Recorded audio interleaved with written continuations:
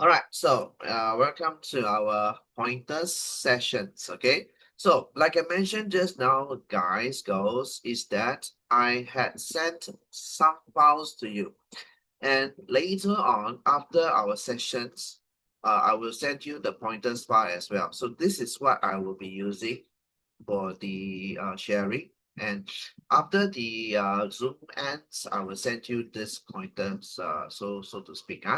But you had already received from me some files, which includes the package, the revision pack. The revision pack basically is the go-to file that you need to practice. Okay, so there are a few revision that you should be doing already. First is the revision papers I sent in the Google Classroom. Yeah, you also had the physical copy that was last week. That is the first thing. The other thing is of course the uh the possibility diagram, the probability so-called questions that I sent. We will talk about that, so you can make your notes or you refer to this recording, or and also the graph question. So the graph and the possibility diagram under probability will be the two newer things for most of you. Okay, so that will be the thing that we will do.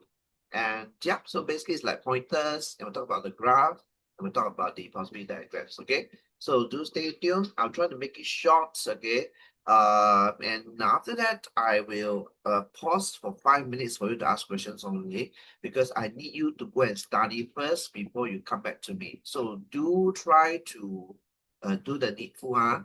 So I've done the necessary sharing, and in the course of your revision, you might have some questions, right? For Saturday today, it's easier for me to reply.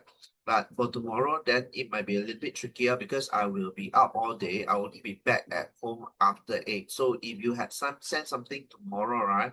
Probably I can only reply you after 8, right? So that will be a little bit harder tomorrow. Okay, so if you have any question, do try to post it in our WhatsApp group, Yeah, don't post to me sometimes, like especially for tomorrow, don't post to me individually tomorrow, because I might not be able to reply you so soon, and you might need to have that response fast.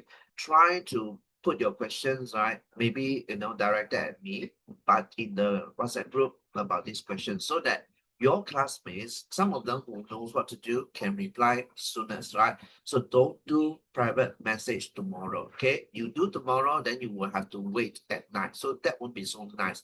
But for today, yeah, you can just send it to me. I'll try to reply you promptly. Okay.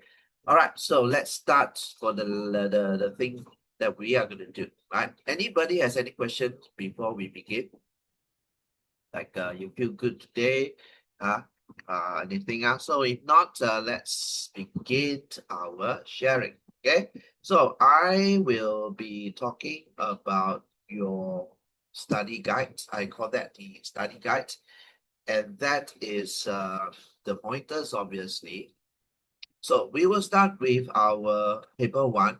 This was already discussed, so you should have an idea already. I wrote down the board, that very day. So firstly, you need to know your FODMAS, BIDMAS, PADMAS, whatever you call that. Seeing this type of questions, right? What should you do first? Things like maybe, for example, you would probably want to do the square root of 121, and after that, this one, because these two are under the operations, we call that the indices or the operations. Okay, so this should be the thing that you should do first. Then after that, you might want to do your division. Okay, so this one you probably should know what to do already, huh? So if you have a question with that, you probably need to revise a little bit or watch YouTube on that, huh? So no problem with that. The number two is, of course, on prime factorization. It's on your HCF and LCM. I did ask for both. So, and of course, the go-to things I would like you to do, especially, right, is to actually find the factors of 24 and 36. Like I explained, you might want to, divide 24. You can do this, of course, and of course 36 now. You might also want to, put them together and do it together, it's okay with me lah, huh? So it's up to you. But I definitely will ask for both, okay? I definitely will ask for both. So do expect to see something of this nature that, it could be some two numbers that I need you to find the HCF and I need you to find the LCM. So like I mentioned in class as well as over here, you will take the lowest power if you are actually listing out the factors of each number by themselves, okay? But if you're putting them together, then the HCF will be the one that comes first. And until you divide everything to be, of course, to 1 eventually, the whole multiplication will represent your LCM, okay? So for your sake, it's only these two, nothing more than that. You're not gonna ask you like application of HCF, LCM, like we have repeatability or, you're not gonna see that. You're just gonna see HCF, LCM asked in paper 1 like this, okay? And of course, you have no calculators in your possession for both papers, huh? So please understand what to do for this. You also need to know your linear equations. For that linear equations, you will need to actually try to make sure that before you are able to solve that, ensure that there should be no brackets. So for example, if you see this, right, this is an equation definitely. And for us to actually solve, right, that is to find your x, you need to break up this so-called parenthesis, and that will be to multiply.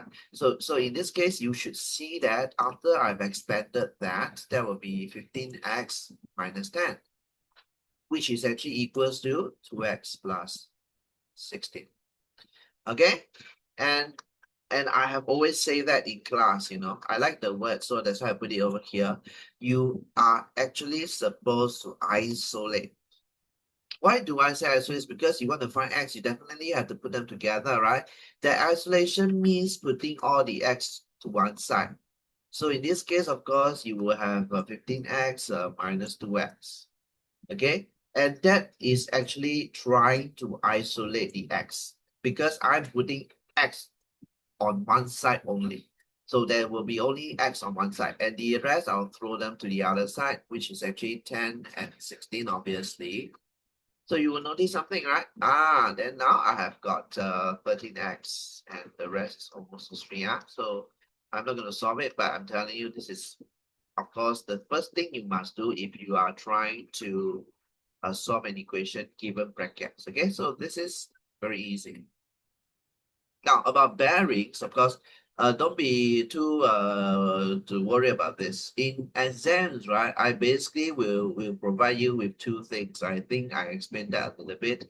This is the easiest thing I can test you on without being too complex. So for example, things like this, we did that in class, so please let me just explain that again. So let's say now this is sheet B, this is sheet A. Let me just choose something like this. Maybe I'll choose this as an A lah. And this is B. Now it's not related to this ship because the angle is a little bit it's actually a bit it's an obtuse side, so I don't want to talk about this. I'll talk about this one first. Okay. Now in your questions over there, I will probably give you, I have to give you a so-called some diagram. So it might look like this. I'm just saying only don't quote me that it must be exactly the same. Now when you have got something of this nature, take note, guys, girls. When there are actually another arrow that you can construct or it has already been constructed, these two are actually pointing to north. Okay, so to speak, they are parallel. Okay, and if they are parallel, the previous knowledge you have gained, we call that the Arika coming. Okay, it's like interior angles. You have learned that before. It can be used if you want. Okay, what else can you use? Alternating angles, you have done that before. Remember the Z shapes, and the corresponding angles. Okay, all these are extremely useful on top of the other knowledge that you probably will use, which is angles at a point.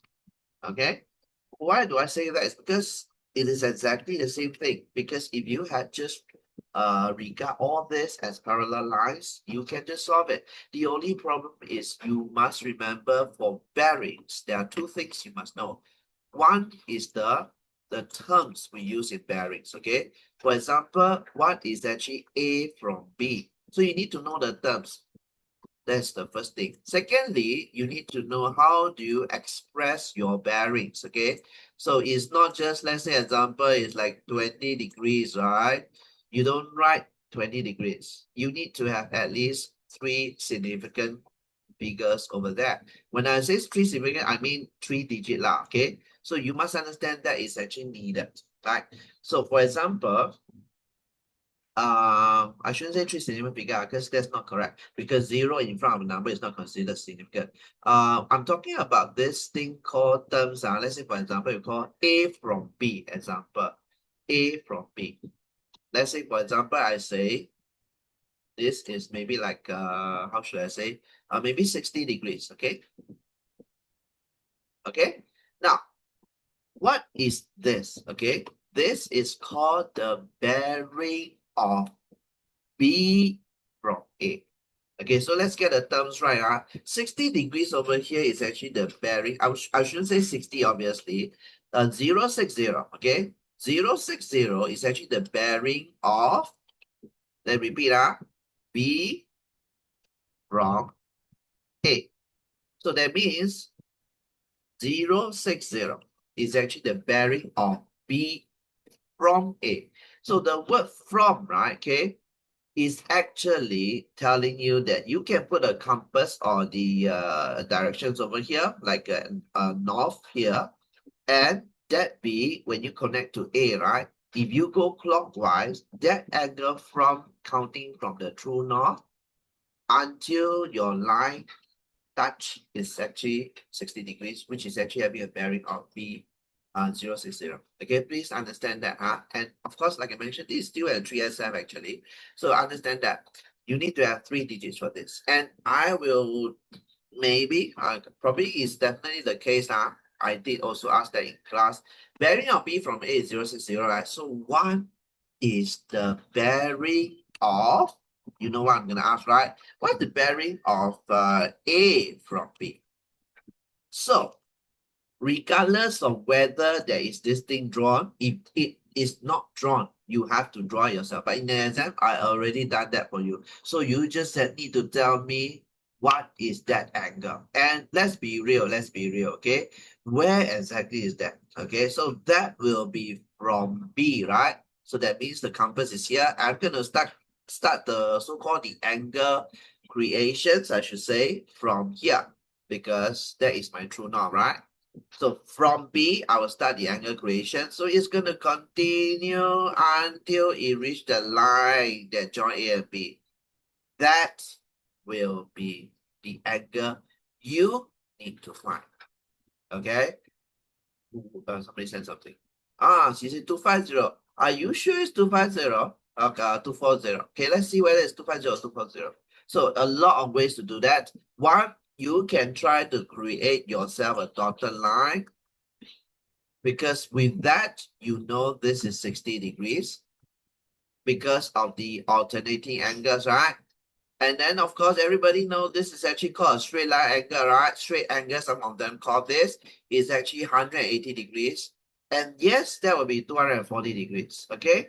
So, yeah, that's one way, of course. There are many ways. The other way is, of course, some of you, I think Sid mentioned that you can find the interior angles last time. And where is the interior angle? It's over here, which is actually 180 minus 60. So interior angle is actually 180 minus 60, yeah? Right, so which is 120 over here. And angles at the point, 360 minus 120, it is still 240, okay? So do understand the terms of that. That means when I say B from A, where exactly is the angle? Okay, knowing that already, just do the needful. You just remember they are both parallel lines. With that, think about your interior angles, think about your alternating angles, corresponding the F shape. Yeah, all this will come into use, okay? Very useful by then, okay? All right, good job, good job. Yeah, so this is enough said, You should have no problem with this, okay? So let me continue. We are still on paper 1, mind you. Okay, oh, paper 2 now. Okay, good. So paper 1, you just practice later on the revision package, okay? Revision package, just practice that will do. And then of course your paper 1, paper 2, the combination that I gave to you in class or uploaded to the Google Classroom, you might want to practice some more with that. I think that you'll be good to go, okay? All right, so that is actually something easy, okay?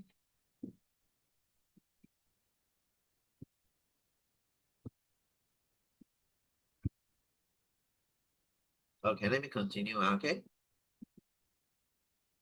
I'm focusing on those 4 points, but please refer to the revision package for that because the revision package are actually the mock exercises for the exams. All right, yes, I did send that in the WhatsApp group. Please have a look at it now. If you have not received it, you better check your WhatsApp. Okay, so let me continue talking. Then you all can chat later. So I will not look at the chat box. You just chat about yourself if you need to. Now I'm going to talk about paper 2 now. And yes, let's talk about this. Our transformations, right? Okay, you need to draw. Let me tell you what you need to do, okay? You need to draw reflections, rotations. What is the thing that you need to draw? You need to remember we did that in class, so you have to refer back to your notebooks. I probably will ask you to reflect it, with a y-axis or x-axis. Okay, what do I mean by that? For instance, okay, y'all can see this. So what? Let's say, for instance, I have maybe something like this. Can y'all see? If y'all cannot see, tell me. This is actually what I'm trying to share. Now, let's say, for instance, I maybe have a B here. Let's say, for example, okay. Okay. Then this is X and Y, obviously. I will tell you, okay, maybe reflect, maybe let's call this maybe block A, okay? Reflect block A and draw the, okay, reflect block A using Y-axis as the line of reflections. Okay, so where's the y-axis? Over here. So you are supposed to draw the new image of block A over here. Okay, so you need to know how to, of course it's a bit long, I'm sorry, I'm trying to draw on a computer that's a bit difficult. Can you see? So you have to look very carefully what I'm asking.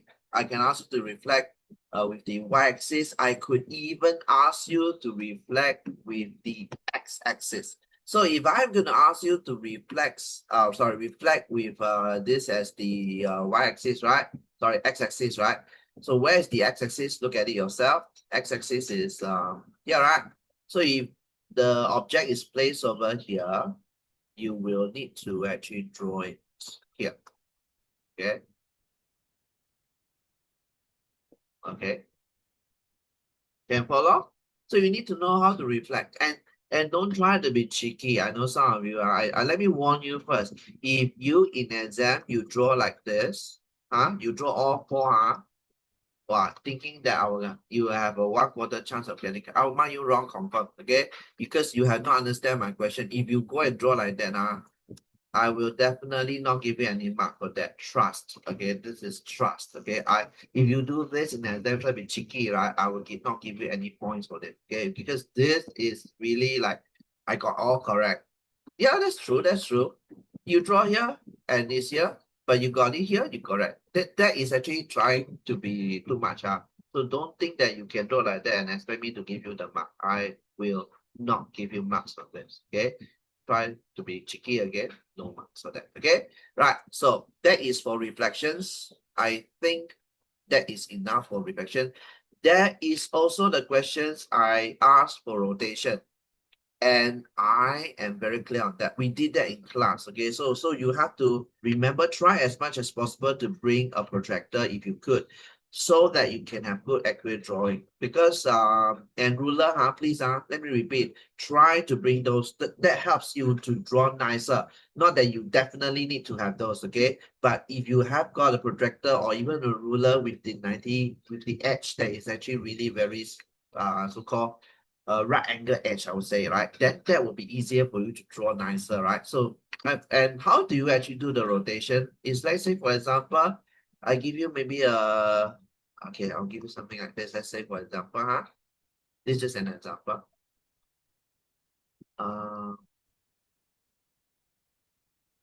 Okay, let's say like this, okay? And I will say, okay, rotate A with 0, 0. Let's say, I think it's just an example, with 0, 0 as the center of rotation. Let's repeat that. Rotate 90 degrees clockwise with 0, 0 as your center of rotation. We did that in class. We did that in class also. So you have no excuse that you don't know how to do it. So let's say let's say example, we have it like this. So this is your center of rotation, right? I told you before. What you can do is to connect ruler, obviously, try to be light on this. Okay. So connect this to this first. All right. And what you need to do is, of course, 90 degrees clockwise. So obviously that will be, of course, roughly around here. You must have an idea what is actually a clockwise and anti-clockwise and also what is 90 degrees. So ensure that this is 90 degrees. And of course, the distance over here, let's say you use a ruler, is 5 cm, right? You just do the needful and then just write 5 cm, okay? Measure, obviously, and then plot it over here, okay?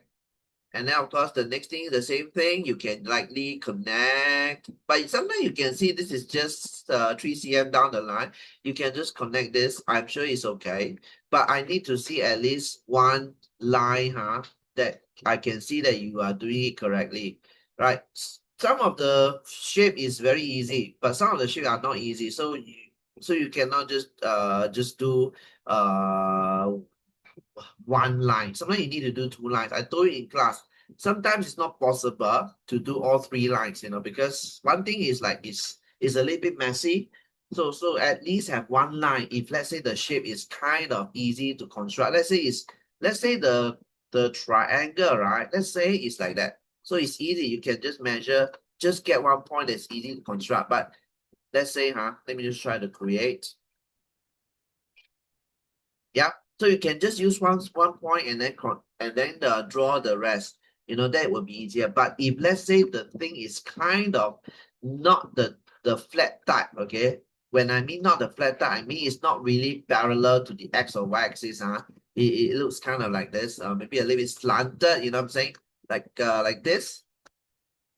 So it's not that easy if let's say you're only using 1 line, So at least have 2 lines. So if you want to have 3 lines, I'm good with that, okay? But I need to see at least 1 line to show that you have actually done the rotation, okay? So you need to do this. And if you have forgotten how to do this, refer to your textbook or refer to your notebook. We did that in class. So I will not answer your question how to do this when you PM me for this, because we did that. So you have to refer to your notebook. And if you still feel a bit lost, try to seek help from your friends for that. I think we have done some of the questions. For example, I think you can ask Sid, obviously. You can also ask Dia, Induja. They all did that. We have marked with them. Even Madhav, range also can, but a little bit messy. So please refer to your notebook. Yeah, that will do. Yeah, and I'm done with this. Let me continue with the other study guide. So you need to know this. And as for enlargement, right?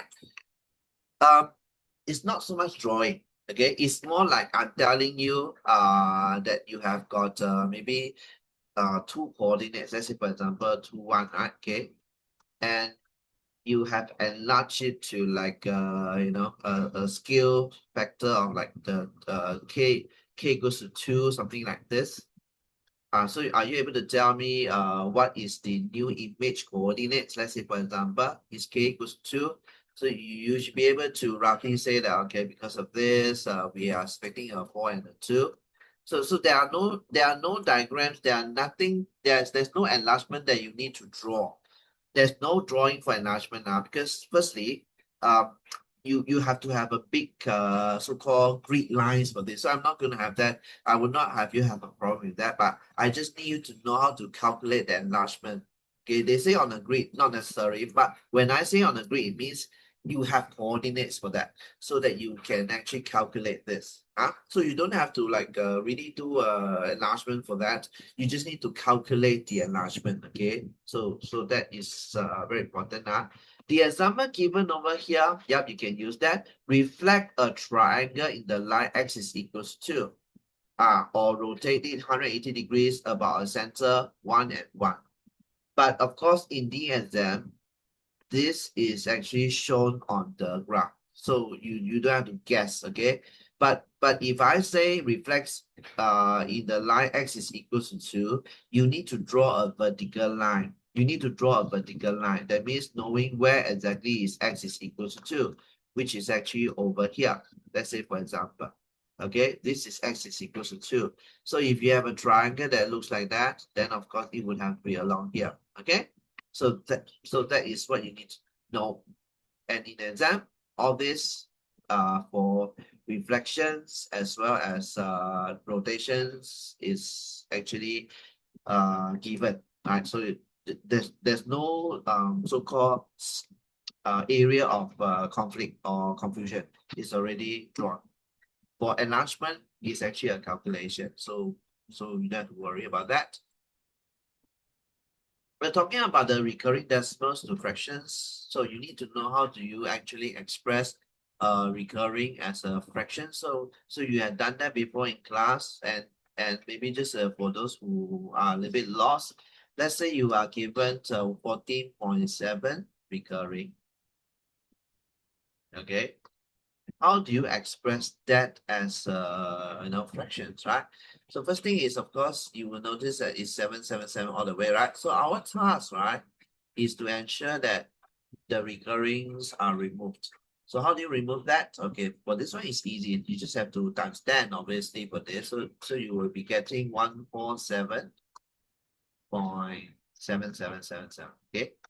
So now you can actually subtract with 14. Okay, and the recurring will be removed. But remember, when you times 10, right, it's actually 10x. Okay, if you let this be x. So we had done that in class as well. So you have to remember that 10x minus x, okay, equals to 9x. If let's say there are any classmates that want to come in, I do not know anybody. So you need to actually look at the WhatsApp for me because I'm talking here. I can't look at the WhatsApp. You guys, if let's say there are people who are trying to come in, right, or I don't know who is here already, do look at the WhatsApp group and tell me who is trying to come in, okay? Because I can't really see from my side here already, So this is 9x, so 9x equals 14.7, okay? Nobody's saying anything, so okay, so everybody's in now. Because my WhatsApp is like lighting up, I can't really see from here, right? But I'm not looking at my WhatsApp, okay? So we're done with this, so please understand that. Next thing is, of course, volume of prisms. The volume of prism is like, okay, do you know what is a prism in the first place? I think we did that in semester 1, remember? Why do we call them triangular prism? Why do we not call them something else? Because triangular prism has got the base as a triangle. Correct or not? So that's why we say that it's actually a triangular prism. So let's say, assuming you see that there is actually a triangular prism, or you see that there is actually a triangle, and that can be considered to be a base area, right? So you need to know what actually is the volume of a prism that is a triangular basis. So firstly, what actually is your base area? Because prism is literally base area or area of the cross section times the height or the length. And remember, these two are actually perpendicular to each other.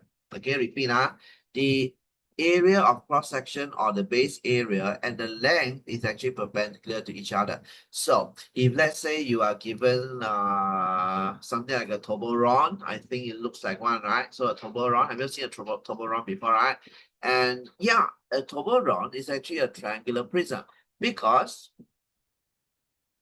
is there anybody outside? Let me just check. How come my this WhatsApp is actually pinging, right? Nobody, right? Okay, good. So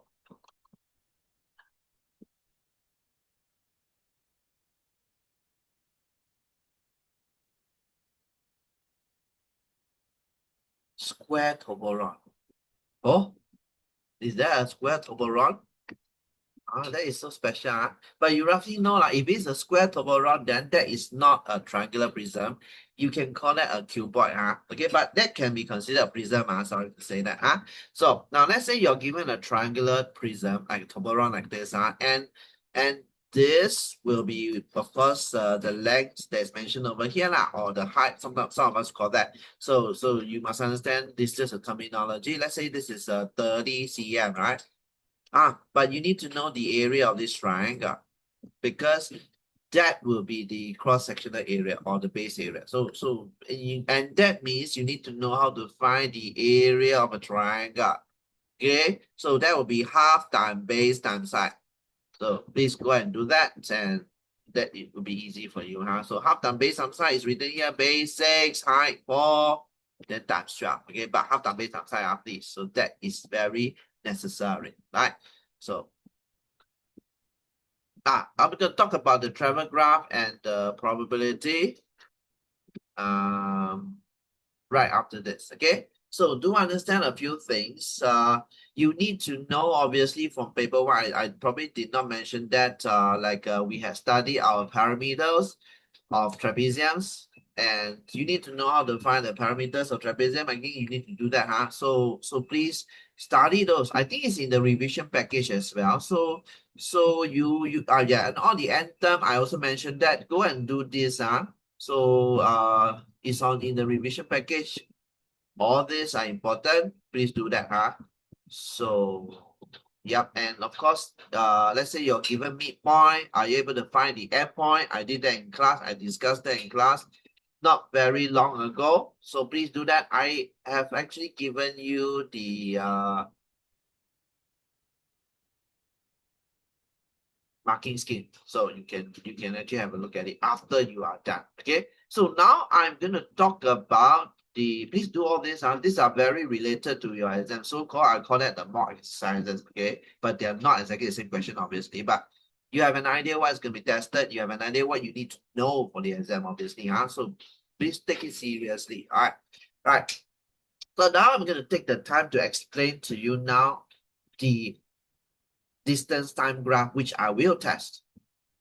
That will be your paper 2 questions, okay?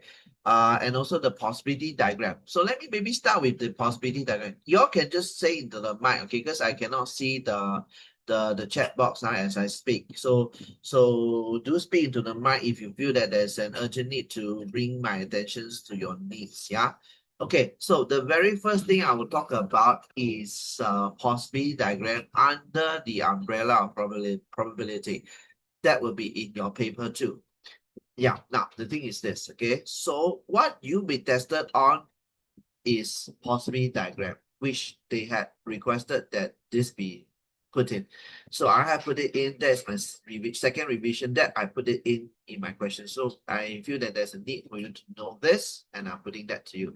In your WhatsApp group, I have sent this to you, and I have also given you a few exercises which you will try that for yourself. Okay, so please listen hard. How is this done? All right. So now let's say I'm going to read to you this question. Okay, there is a bag that contains 4 green balls and 3 yellow balls. So now you know there are 2 different colors, right? Okay, good for you. Now the 2 balls are drawn one after another without replacement. Now don't be confused by this word without replacement. Okay, I will explain to you later what that means. It means that you take out, you don't put back. Okay, take out, don't put back. That means don't replace. Okay. So now the question is this: part A, which I will definitely ask, is can you tell me what are the possible outcomes? Let's say there are actually 2 drawn. All you need to do is to write like that, okay? Firstly, it could be the first pick is a green, the second pick is a green, okay? That's it. Because it's very straightforward, but you need to know this is the possible outcome, right? Let's say there are 4 green balls and 3 yellow balls, right? I could pick maybe green. That's called green, yeah. So you just write like that, okay? And what about the second outcome? Okay, second outcome could be a green and a yellow, Now you might ask me, is the sequence important? Yes, it is. So if you're studying GG, then that'll be GY lah.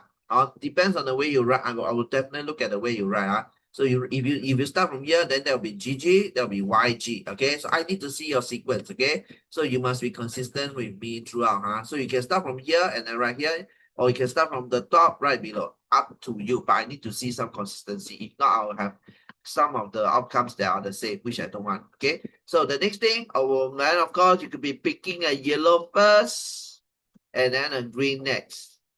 Correct now? So you write without comma is okay with me. Just that, it will be detailed if you do like this, okay? Or you could pick a yellow first and then a yellow second. So this is the possible outcome looking out for. That's all. Nothing confusing. It's only representing them with alphabets. That's all. So you can say G, GY, and then YG, YY. That is it. No more than that. Okay? So, but of course, if you have only one yellow ball, then you cannot YY, you know what I'm saying? Okay, but then that will be actually blank out. Okay, so let's say, but I didn't ask you for that, but just in case next time you see this, like there are 4 green balls and only 1 yellow balls, right? Then you cannot have a YY. If let's say you have only 1 yellow balls, that will be crossed out. You can just cross it out like this or blank it out. Okay, or just blank it up and just don't write anything, okay? Just put a dash, okay? Because it's not possible. But in our case here, it is possible because there are 3 yellow balls. So it's possible to have the second draw, the ball to be yellow as well. So no problem, just write. Okay, so this is the possible outcomes that I'm looking out for. Okay, so yeah, so this is what you need to do. Now comes to the next part, which in your exam I will probably ask is this one. Find the probability. So actually your exam is just one big question on probability, that's all. So find the probability that both balls are green. So now you need to know this, okay? So how do you know what to do for this? Now let's take a look, okay? In total, how many balls do we have over here? So you have to count 4 plus 3, correct now? So 4 plus 3, 7, okay? Now let's talk about this one first. The first pick being a green, how many greens do we have? 4 of them. So it's going to be 4 over 7 first. Not yet done, That is only first pick, okay? Now, there will be a second pick. There will be a second pick. Now, catch the English, when they say both, it means first ball is green and second ball is green. Okay, so now remember at the start we had 4 green balls, right? So if imagine now you had taken 1 ball out, in total you do not have 7 anymore. You only have got 6. Correct now? Now, and the first thing that you took in the first place was a green, right? So how many green balls do you have left after the first pick without putting it back? 3. Okay? Who wrote that? So can you just help me to erase? Thank you so much. So 4 times 3 is actually 12. Thank you so much. And then 7 times 6, 42. Okay? Try your best to reduce as much as possible. Divide by 6. Divide by 6. And then you get 2 out of 7. Okay? All right, so let me ask anybody has got a question regarding this before I continue with the next thing. Yeah. All right, so if not, let me talk about what if they ask you exactly 1 ball is yellow. Okay, now you have to understand the narrative. So now when they say exactly 1 ball is yellow, it means 2 things. Okay, so can you see what I'm going to write? They could be meaning 2 scenarios. Okay, I will say 2 scenarios. Why? If scenario 1, I call that scenario 1. Listen hard. Scenario 1 is, okay, you need to remove the red thingy because I cannot see the words. Okay, scenario 1 is actually first pick. Thank you so much. First pick is yellow. Okay. Second pick is green.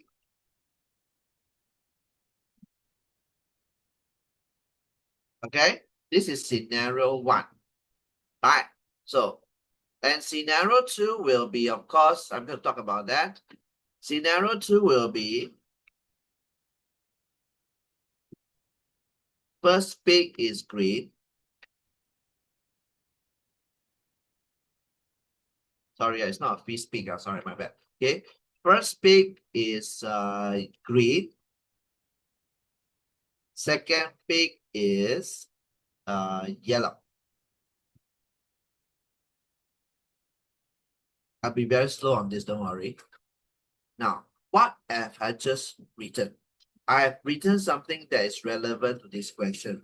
That means if you notice, right, for scenario 1, there is one yellow only. Correct?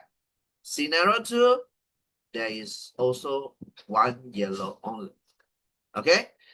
Now, the rest I cannot write because they are either having 2 yellows or no yellows. So that this is only the 2 scenarios that will take place, right? So the question is this. These 2 scenarios cannot happen at the same time. That means it's either scenario 1 or scenario 2. It's either scenario 1 or scenario 2. Because you only get to pick twice only, what? Correct or not? So you cannot have scenario 1 happening and then scenario 2 also happening. That's not possible, right? So you notice my English, I say all, right? Now the question is this. So now we're going to ask yourself, let's try to work it out together, huh?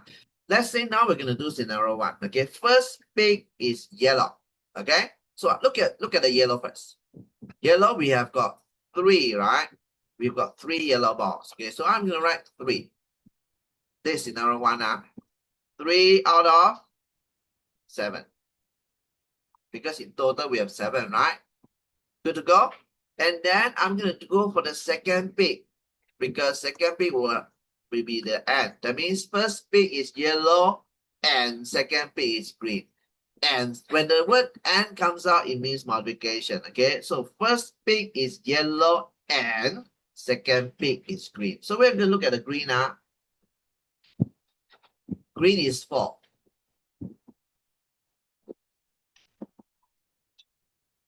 But the total is 6. Because you already take out 1 ball, you didn't put back, right? So your total is 6. But the green ball is still 4. Do you know why? Because the first pick, I didn't pick the green. I didn't pick the green. So that's why I still got the full green over here. And that will be the thing that we need to do. Let's just multiply first. And that will be 12 out of 42. Okay? Get it? Okay? This is for scenario 1. Let's work out for scenario 2, shall we? So now if you're going to do scenario 2, first peak is green. First peak is green. So scenario 2, first peak is green, right? 4 out of 7. We're going to put that in.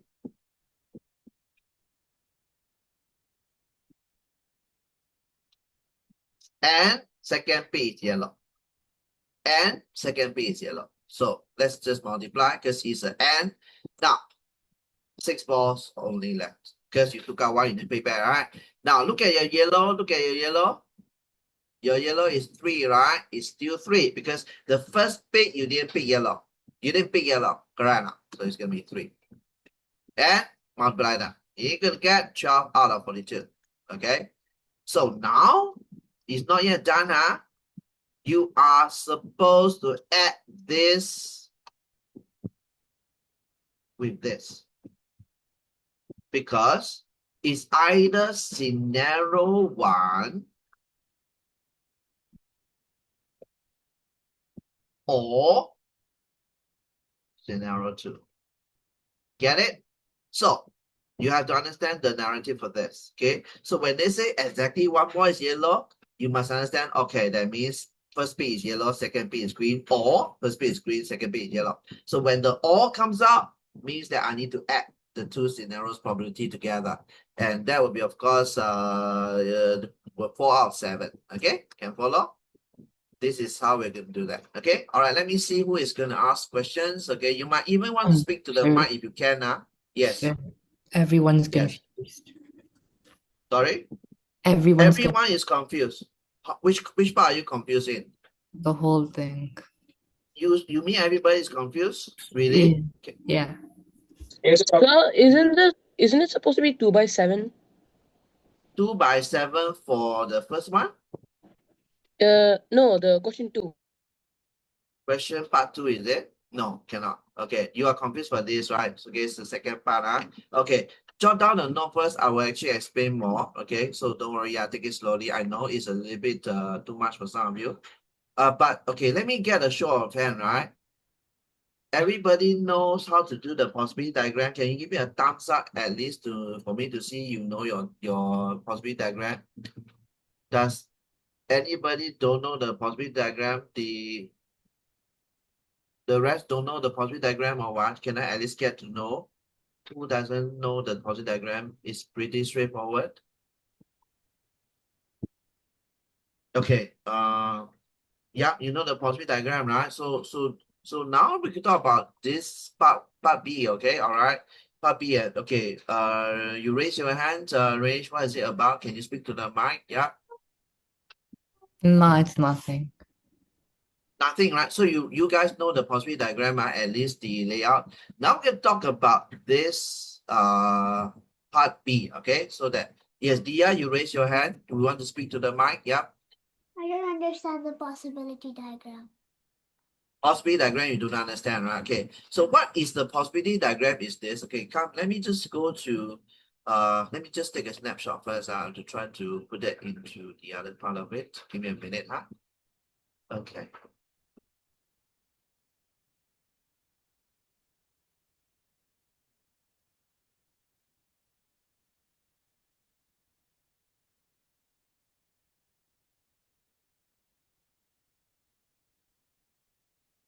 Okay, let me just do that again. Give me a minute, huh?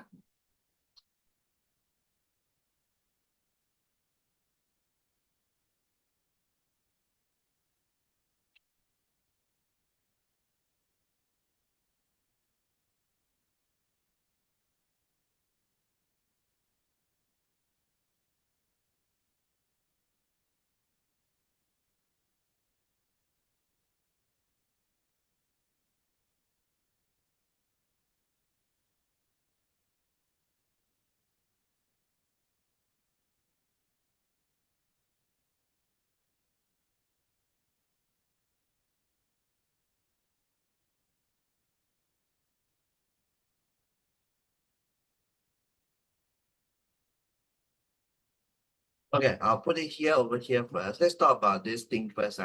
I will talk about maybe let's say I use coin first. Okay, maybe I use coin, it'll be easier. Okay, so now let's say we are doing we are tossing a coin. Okay, shall we talk about coin first? Now, so ignore this for a while. Let's talk about coin first. Now, let's say I have got one coin over here. Okay, now so then the coin can have a head, it can also have a tail, right? Correct. So let's say the coin can be head, it can also be a tail. So I'll just put them together like this first. So basically it's just telling you that the coin have got a head and a tail, right? So now the possibility of throwing the coin, right? So-called the events that can happen, right? It could be just head or tail, right? Am I not right? Correct now. So everybody knows this, right? Repeat first. I'm throwing just a coin first. Okay, I'm just throwing a coin. So if I throw a coin, the outcome for that, okay, can I just say outcome is could be just a head or a tail, right? That's for one coin, right? Everybody good to go, huh? Now I'm going to talk about throwing two coins, okay? Two coins, and that is to find the combinations, right? Let's say, for example, now I'm going to throw two coins out, and that will be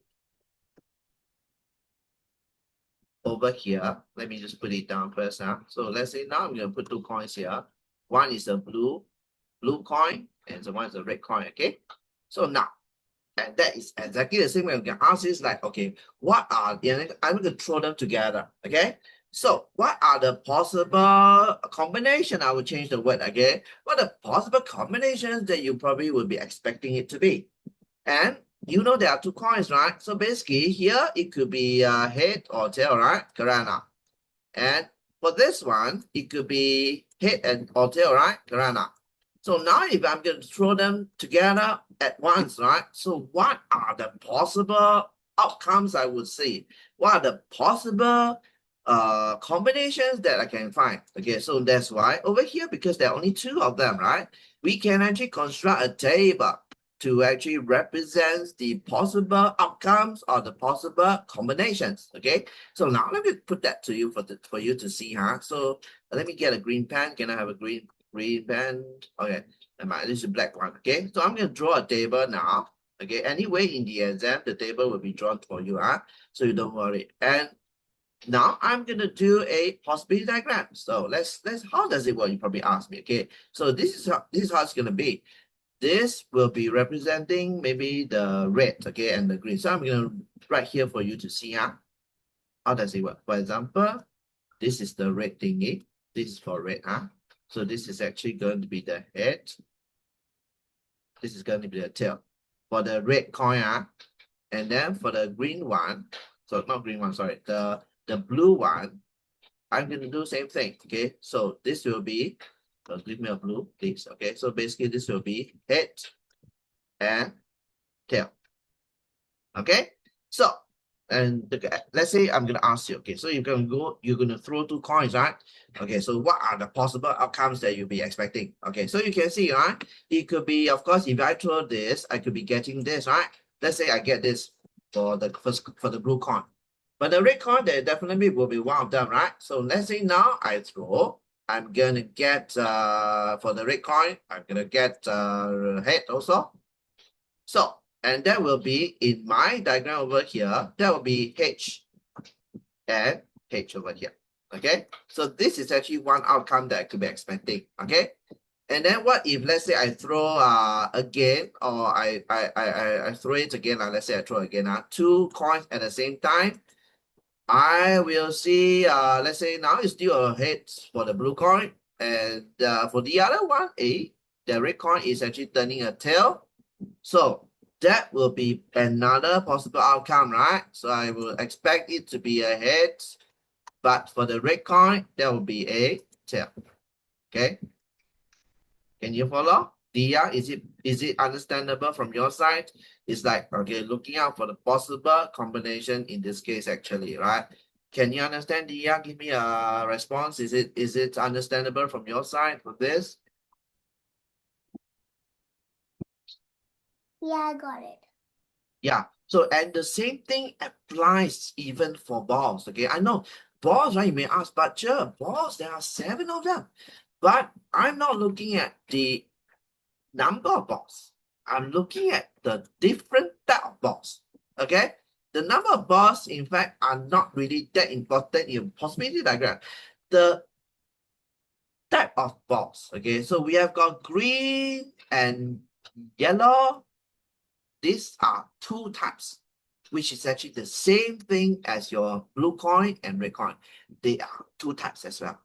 Okay, so yeah, and with this, you can still do a possibility diagram. Okay, so because there are only 2 types and it is good enough. So for example, if I'm going to draw here, let me just try to use this as a green ball, huh? Okay, although it doesn't look like green, but just imagine this is my green ball. Okay, there are 4 of them, right?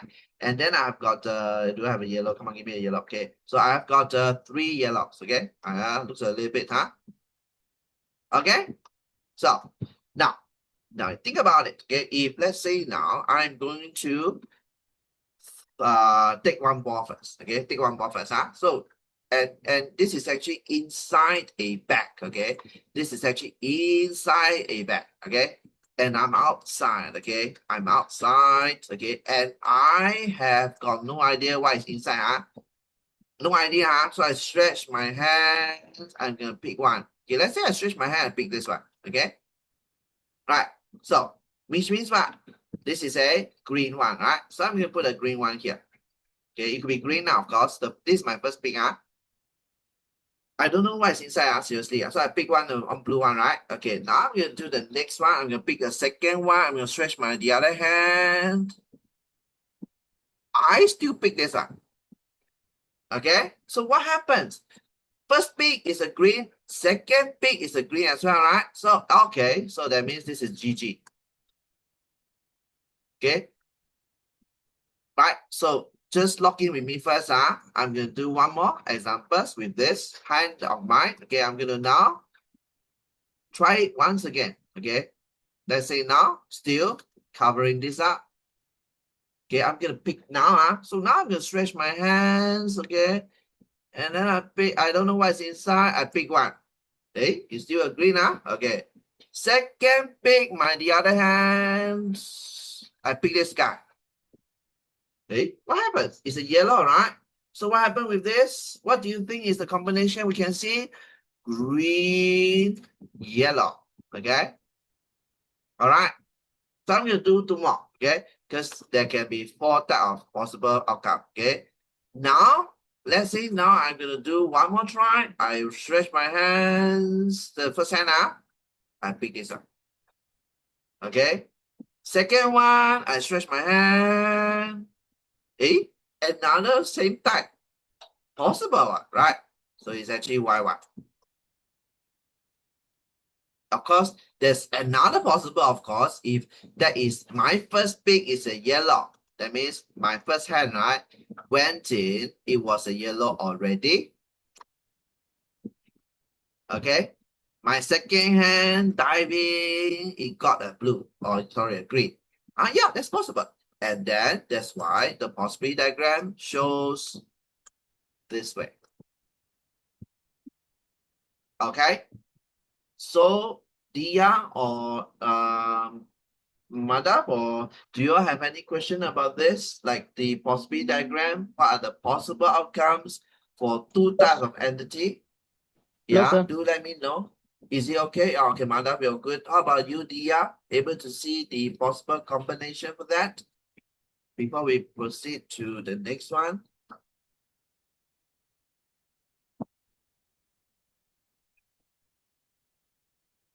Oh, she left the class already. My God. Okay. So yeah, so this is actually how we do that. Okay. All right. So do understand how this is done. Maybe she needs to go for lunch or whatever. Okay. So yeah, can follow her. Now we're gonna talk about is the probability that both balls are green. Okay, all these things are. So you need to log in with me first, and I'm gonna share that with you.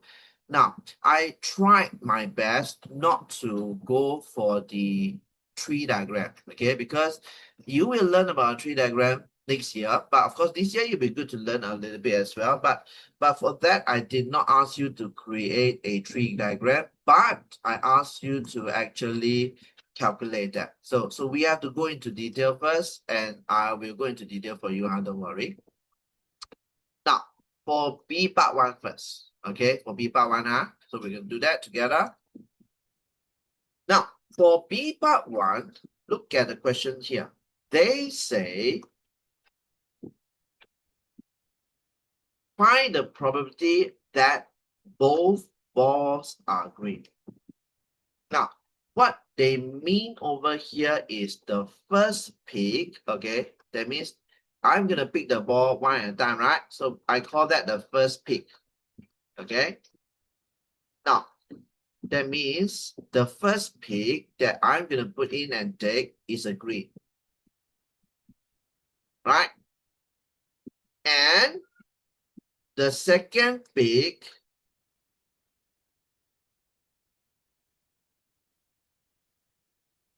is also a green, okay? I think you're asking me something not related to possibly that. What is this?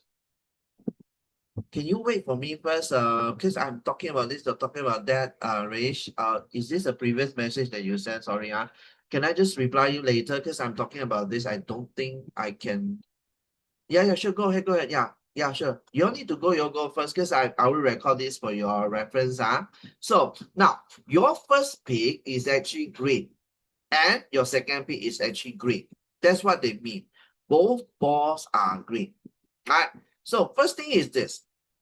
If your first pick is actually green, everybody knows, right? This is actually 4 out of 7. Correct now. So this is actually 4 out of 7. Now, next thing is this. The second pick is also green. But the question is this. when you do like this, it means a multiplication. Why is it multiplication? Is because you have to make sure that these two happen together. All right, so that means the first bit is green and the second bit is green. This thing must happen together, okay? So for that to take place, right, you must understand that conditionally, the first bit means you are now left with only 6 of them, okay? You're now only left with 6 balls in total, okay? But the question is this. The very first pick was already a green, right? So the second pick will mean that there are only 3 of them left. Okay? And this one, no problem. This one you will just multiply as 4 times 3, 12. 7 times 6, 42. And you can reduce it further. That will be actually 2 out of 7. And this is actually your answer for part 1. Okay? So far, so good, huh? Now, comes to the second part. I think most of you are not too sure what exactly are they talking about. What do you mean by exactly one ball is yellow? Now, when they say exactly one ball is yellow, right? It means that even though we are picking 2 of them, right? Only 1 of them is a yellow. So I'm going to share with you what do they mean. When they say exactly one ball is yellow, it means that the first pick could be yellow. Okay? And the second pick is not a yellow. Because exactly only 1 ball. So if you're going to pick 2, right? It could be this.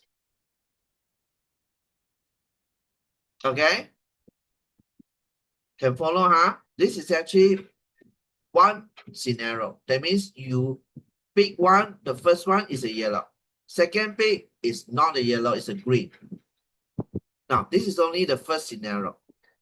The second possible scenario that you will see is first pick is not a yellow, it's a green.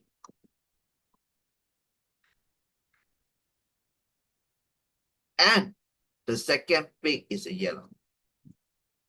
Okay? Right, so now the thing is this. So far you can follow, right? If you do not understand, please let me know for that, okay? All right, can follow, huh? Right, so this is done. You good, thank you, Induja, for the reply. Is it slow or Induja slow, right? Okay, so now you got this already, right? You must understand, these two cannot happen at the same time.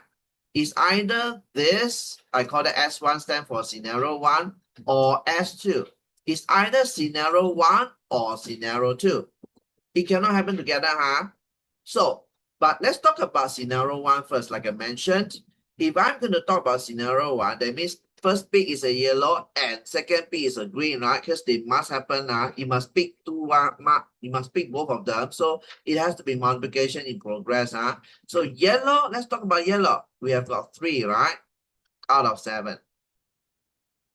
Green, multiply. 4, but out of 6. Why is it 6? Like I mentioned, you already took out 1 ball, so you're only left with 6, right? So 4 times 3 is 12. 12 out of 42. So this will mean 6 out of sorry, my bad. It will be 2 out of 7. That is for the first scenario. Okay. So the probability of getting the first scenario to work is actually 2 out of 7. Okay. Follow? Now, what about the second scenario? Second scenario is actually picking green first. So that will be 4 out of 7. And then you pick the second one is a yellow. That will be times 3 out of 6. Which is actually going to be 12 out of 42 again.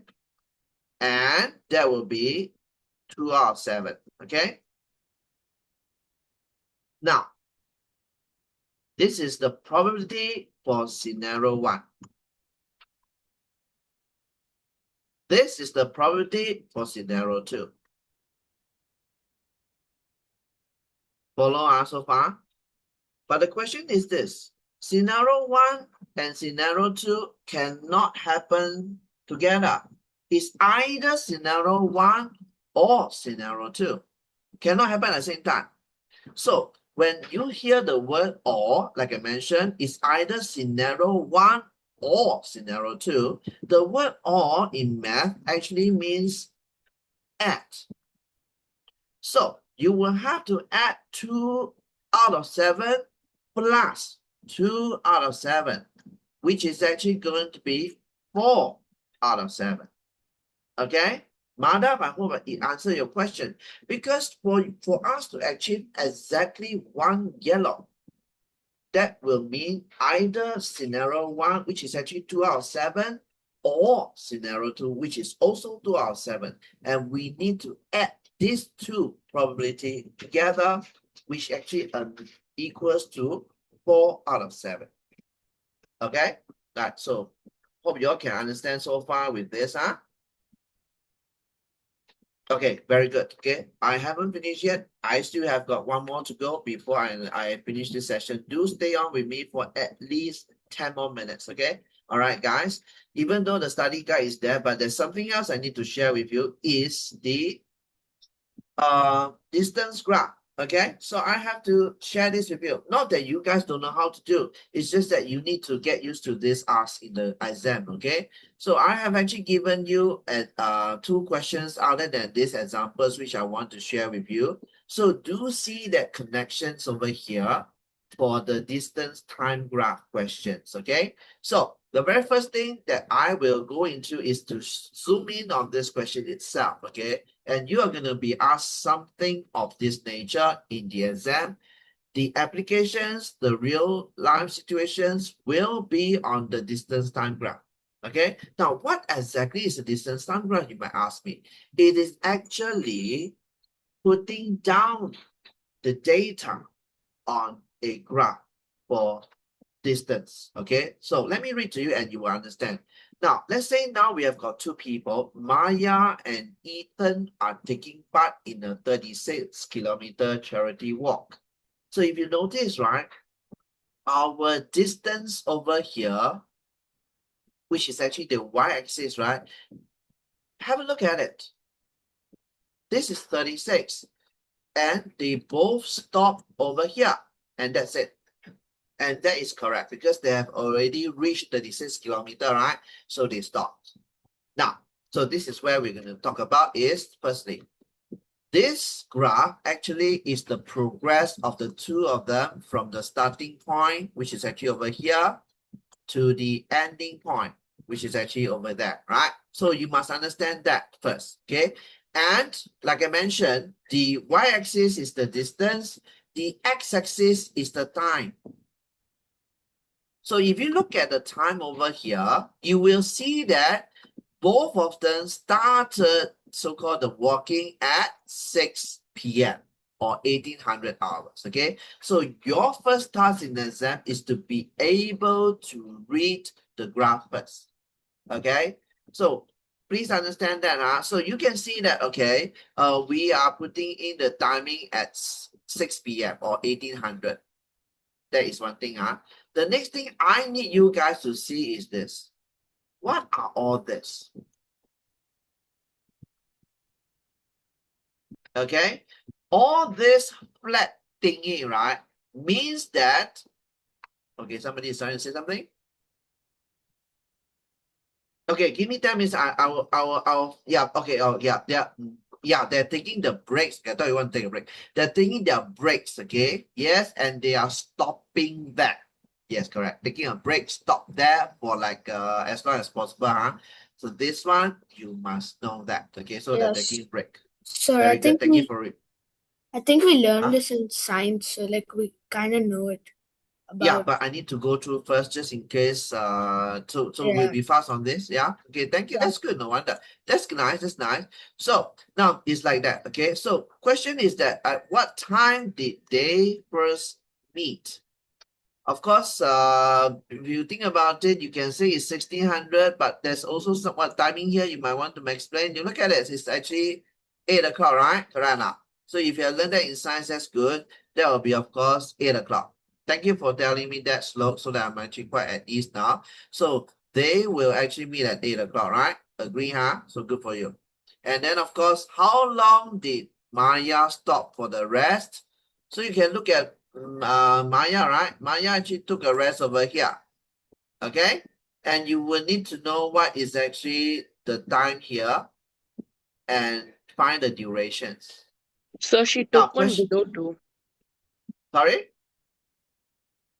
Sorry, which one you do not know? Sorry? Hello? She took one below 2, like the breaks. You mean? Oh, yeah. Like she So, took yeah. the breaks earlier Yes, than there was this one. Yeah, yeah. But let me, yes, I see that. But do you know how to find this thing? Do you know what is the time here? Let's ask you. What is this time here? It's a bit tricky, right? What do you think of the time? So you need to count, So for some of you, right?